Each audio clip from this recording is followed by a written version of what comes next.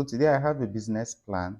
If you are thinking of establishing a pure water factory, a bottled water factory, even a dispenser gallon factory, this business plan should go well for you. And this accurately represents what someone should actually draft when you are thinking of setting up your own water factory. And in case you need this business plan, you can send me a message on WhatsApp. I'll leave my contact information on the screen so that I will know how to get this business plan to you. I have both the business plan for setting up a pure water factory and the building plan for setting up a water factory too. This is including both pure water and bottled water. So in this video today, I'll be walking you through the table of contents of the business plan. There are a lot of things listed out here. In short, I think if I should make a video about all the contents written here, we will have more than 20 videos. So I'll be going through the table of contents, and there are some key topics or some key things that I'll be mentioning. Maybe you might find them interesting. Maybe you need more information about them. If you want to see me do more videos about the business plan, you can leave a comment and let me know what you would like me to do a video on in particular. So coming at the table of contents here, firstly, we have the executive summary. Now, under this executive summary, we have description of problem. Now, the description of problem, this is where you explain the challenges and why there's a need for a water factory, why there's a need for you to establish a water factory in your own region. So under the description of problem, we have business objective. You state the objective of your business, the vision and mission, then the value proposition, that's the value which your company will be providing as the service which your company will be providing as a water company, how it will bring value to the society. Then critical success factor, you'll be highlighting those key things that definitely will lead to the success of your business. Then there's current status of business. This is where you explain where you are, what stage you are in when writing the business plan, and what the status of this business is in your region.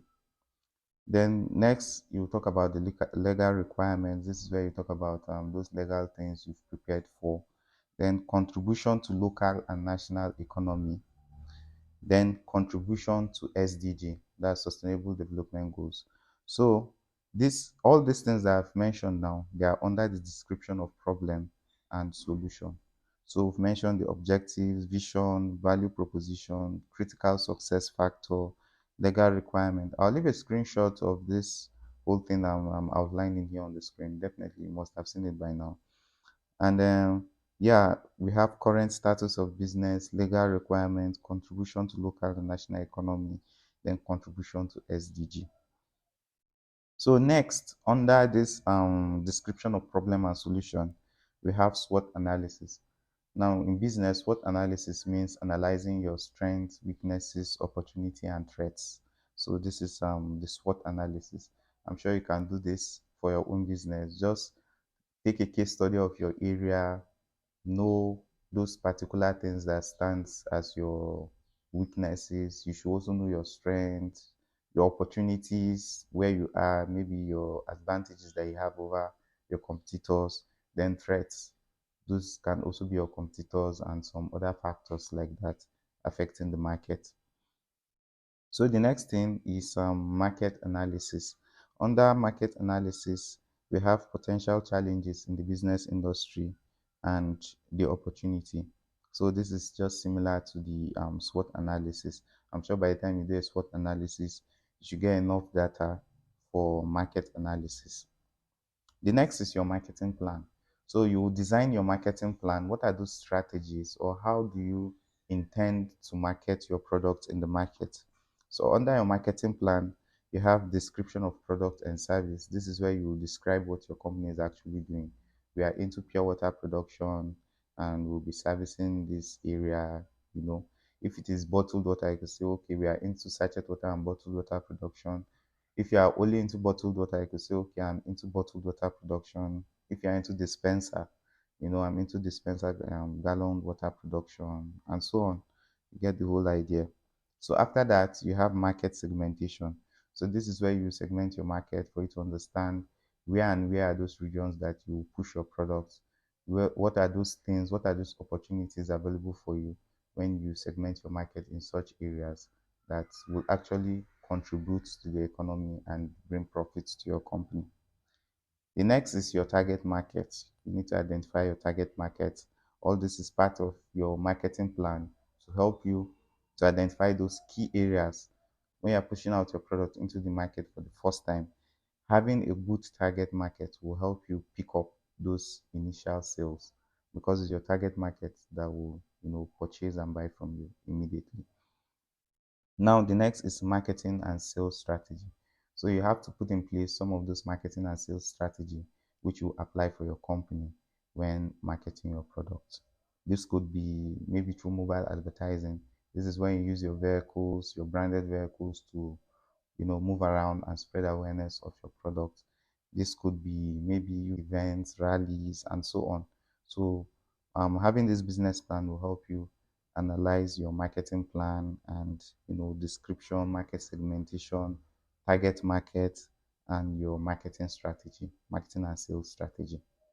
The next content included here is your production plan slash operation plan. So under your production plan, you have the description of the location and factory.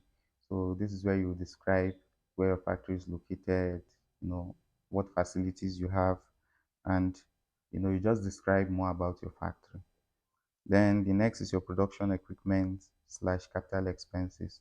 So here you will give a breakdown of those production equipments which you intend to acquire for the factory or which you've already acquired for the factory, maybe for your pure water production, your bottled water production.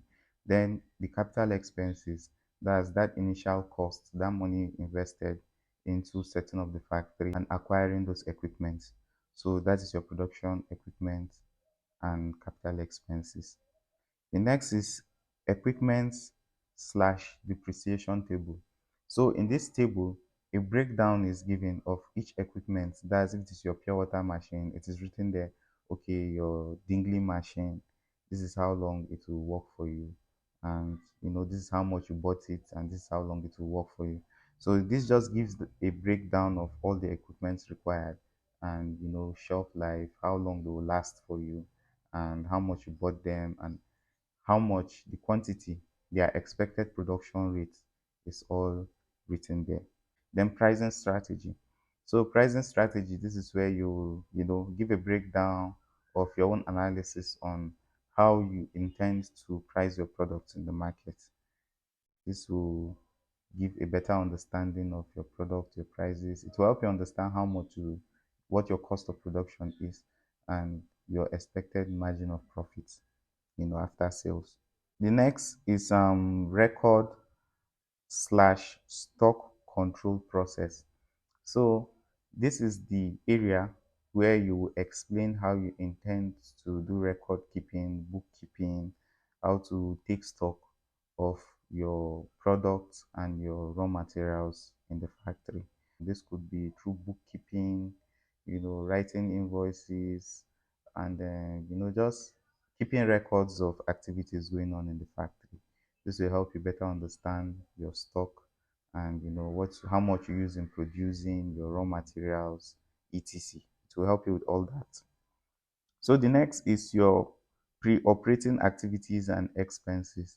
So this is where you explain what are some of those pre-operating activities, some of those things you have to do, some of those things you will do, you intend to do in the factory before you begin operation. So this could be maybe purchase of vehicles, just general purchase is all part of the activities, buying equipment, hiring staffs, just setting up the factory in order for commissioning. So those are the um, pre-operating activities and expenses. So next here is the organization structure and responsibilities. So this is where you explain how you intend to organize your factory, the structure, the organization, the administrative staffs, the operating staffs, and so on. So this is where you give a breakdown of all those. And under it, there's also salary schedule. So you also give a breakdown on how much you intend to pay your staffs. And yeah, this will help you, understand because I've gotten questions of people asking me, okay, how much do you pay your staffs? How do you do this? How do you do that? I'm sure if you have this business plan, and most of your questions will be answered. Maybe you just need to see it practically for you to, have an experience of how it actually works. So, we have financial plan here. This is under the organization structure and responsibilities. So under financial plan, we have startup capital estimation. So expansion capital estimation, that's in bracket.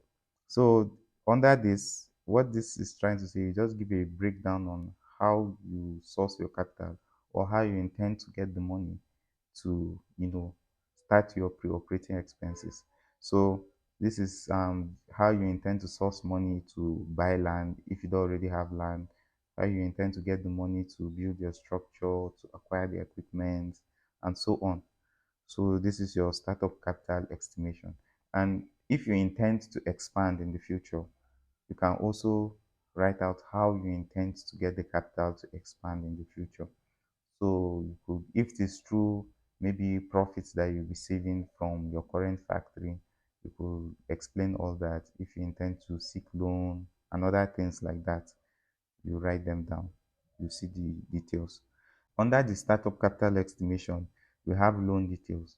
So now this is where you give details of maybe if you seek loan, maybe if you don't have the capital yourself to actually fund the factory, your loan details, how you intend to get the money. You give a breakdown on how you will do that. Then under loan details, we have business risks and mitigating factor. So you give your financial risks, your analysis on what will stand as threats to you financially when establishing this factory. So an example could be maybe when they deliver equipment to you during installation, maybe you lose a few equipments due to faulty connections or something. So all those will stand as financial risks. Maybe your borehole stop working, you need to invest more to drill another borehole, something like that.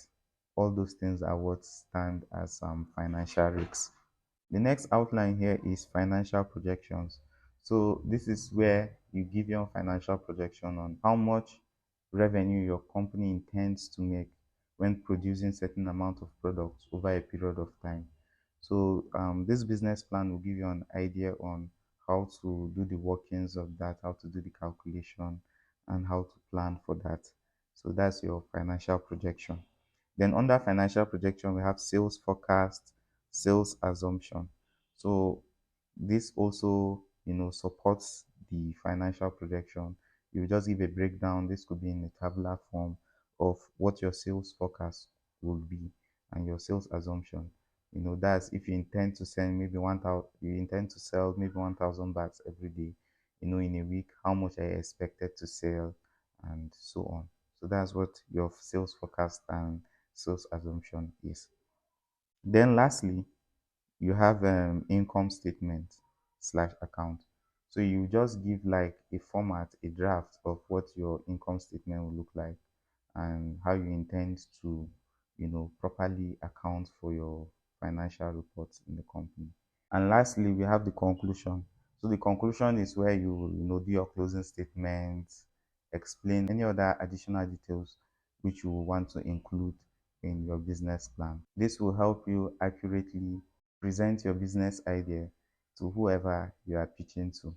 If you enjoyed this video, don't forget to leave a like and subscribe to the YouTube channel, as this actually shows your support and it encourages me to produce more videos and publish more videos. And if you are in need of pure water equipment to set up a pure water factory or a bottled water factory, I'll leave my contact information on the screen so that you can reach out to me and we'll chat and begin from there. I also do one-on-one consultation, one-on-one coaching, factory inspection, business plan, building plan, and so many other things. Don't forget to reach out to me on WhatsApp for any inquiries that you might have.